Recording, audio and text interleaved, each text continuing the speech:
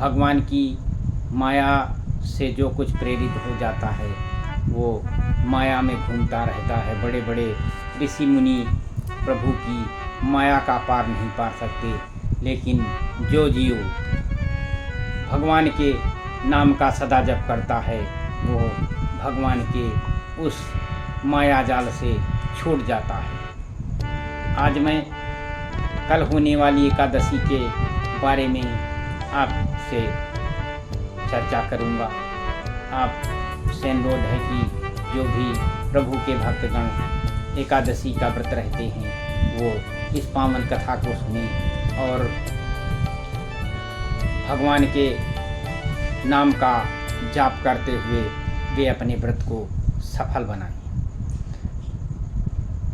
तो भाद्र पद मास शुक्ल पक्ष की कल पद्मा एकादशी है और इस एकादशी का महात्म्य युधिष्ठिर जी ने भगवान श्री कृष्ण जी से पूछा था।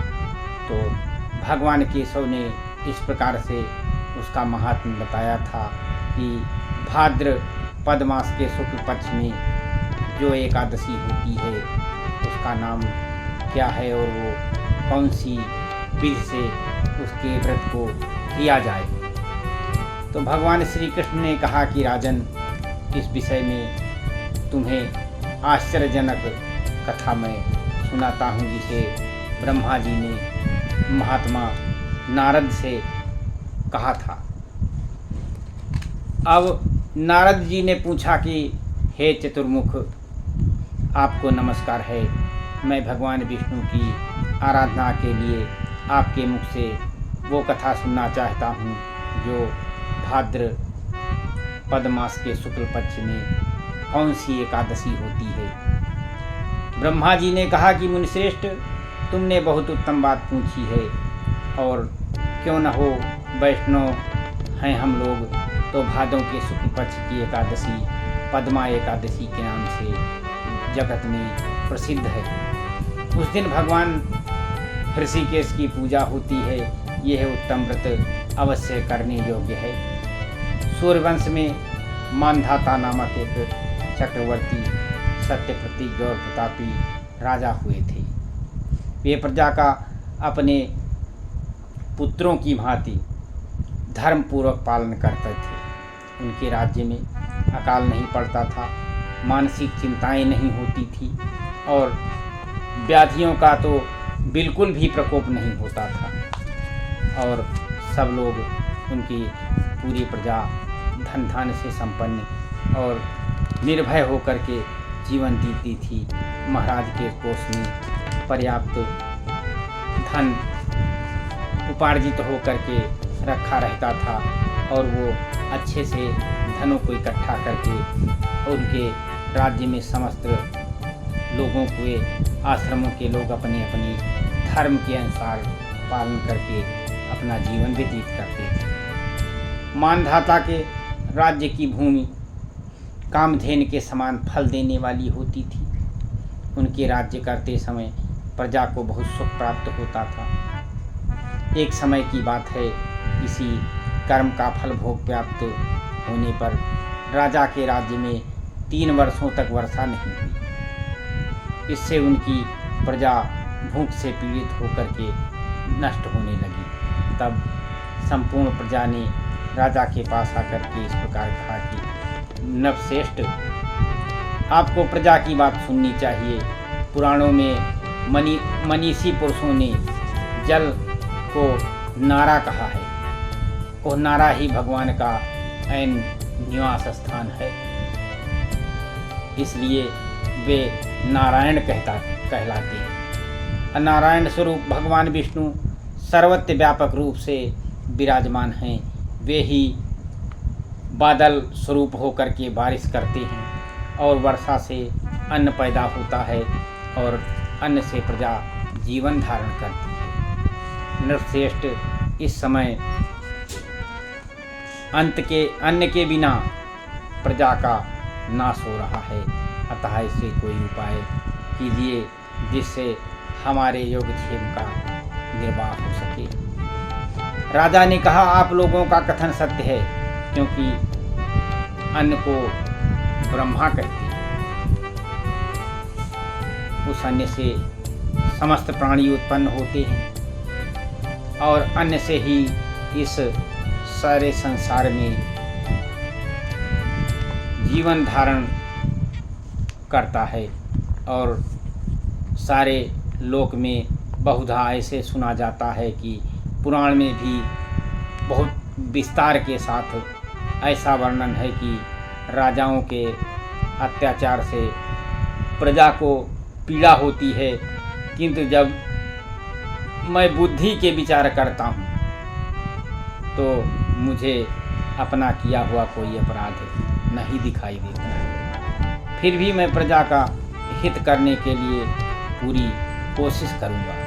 ऐसा निश्चय करके राजा मानधाता गिने गिने व्यक्तियों को साथ में ले करके और विधाता को प्रणाम करके सघन वन की ओर चल दिए। राजा वहाँ जाकर के मुख्य मुख्य मुनियों और तपस्वियों के आश्रमों पर घूम फिर करके पहुँचे। एक दिन उन्हें ब्रह्मपुत्र अंगिरा ऋषि का दर्शन हुआ। उन पर दृष्टि पड़ते ही राजा ने हर्ष में भर करके अपने वाहन से उतरकर और इंद्रियों को बस में रखते हुए दोनों हाथ जोड़कर ही उन्हें मुनि के चरणों में दंडवत प्रणाम किया। मुनि ने भी स्वस्ति कहकर राजा का अभिवादन किया और उनके राज्य के 7 अंगों की कुशल पूछी। राजा ने अपनी कुशल बताकर मुनि के स्वास्थ्य का समाचार पूछा। मुनि ने राजा को आसन और जल दिए। उन्हें ग्रहण करके जब वे मुनि के समीप बैठे तो उन्होंने इनके आगमन का कारण पूछा। तब राजा ने कहा कि भगवान, मैं धर्म के अनुकूल प्रणाली से पृथ्वी का पालन करता रहा, फिर भी मेरे राज्य में वर्षा का अभाव हो गया। इसका क्या कारण है, इस बात को मैं नहीं जानता। तो ऋषि बोले कि राजन, ये सब युगों में उत्तम सतयुग है। इसमें सब लोग परमात्मा के चिंतन में लगे रहते हैं तथा इस समय धर्म और चारे चरणों से युक्त होता है। इस युग में केवल ब्राह्मण ही तपस्वी होते हैं, दूसरे लोग नहीं। किंतु महाराज, तुम्हारे राज्य में यह शूद्र तपस्या करता है, इसी कारण बादल पानी नहीं बरसा रहे। तुम इसी के प्रतिकार का यत्न करो, जिससे यह अनावृष्टि का दोष शांत हो जाए। राजा ने कहा कि मुनिवर, यह तो एक तपस्या में लगा है, दूसरे निरापराध है, अतः मैं इसका अनिष्ट नहीं करूँगा। आप उसके दोष को शांत करने वाले किसी धर्म का उपदेश कीजिए। तब ऋषि बोले कि राजन, यदि ऐसी बात है तो एकादशी का व्रत करो और भाद्रपद के शुक्ल पक्ष के महीने में जो पद्मा एकादशी के नाम से विख्यात है, उसी व्रत का पालन करो। उसके व्रत के प्रभाव से निश्चय ही उत्तम वृष्टि होगी और नरेश, तुम अपनी प्रजा और परिजनों के साथ इसका व्रत करो। ऋषि का यह वचन सुनकर राजा अपने घर लौट आए। उन्होंने चारों वर्णों के समस्त प्रजाओं के साथ भादों के शुक्ल पक्ष के पद्मा एकादशी का व्रत किया। इस प्रकार व्रत करने पर बादल पानी बरसाने लगे, पृथ्वी जल से भर गई और चारों तरफ हरी भरी खेती सुशोभित होने लगी। उस व्रत के प्रभाव से सब लोग सुखी हो गए। भगवान श्री कृष्ण जी कहते हैं कि राजन, इस कारण उत्तम व्रत का अनुष्ठान अवश्य करना चाहिए। पद्मा एकादशी के दिन जल से भरे हुए घड़े को वस्त्र से ढककर दही और चावल के साथ ब्राह्मण को दान देना चाहिए। साथ ही छाता और जूता भी देना चाहिए। दान करते समय निम्नांकित मंत्र अवश्य पढ़ना चाहिए। नमो नमस्ते गोविंद बुध श्रवण संगकः अधोष संचयं कृत्वा ससंख्या प्रदो भव भुक्ति मुक्तिं प्रदश्चैव लोकानां सुखदायकः। बुधवार और श्रवण नक्षत्र के योग से युक्त द्वादशी के दिन बुद्ध श्रवण नाम धारण करने वाले भगवान गोविंद आपको नमस्कार है, आपको नमस्कार है। मेरी पाप राशि का नाश करके आप मुझे सब प्रकार के सुख प्रदान करें। आप पुण्य लोगों के भोग और मोक्ष प्रदान करने वाले तथा सुखदायक हैं। राजन इसके पढ़ने और सुनने से मनुष्य सब पापों से मुक्त हो जाता है। इस प्रकार से यह पद्मा एकादशी का व्रत बहुत ही लाभकारी है और इसके करने से मनुष्य सब सुख भोग करके अंत में मोक्ष को प्राप्त होता है और उसका जीवन सफल हो जाता है। इस प्रकार से ये कथा समाप्त होती है। श्री कृष्ण गोविंद हरे मुरारे, हे नाथ नारायण वासुदेवा।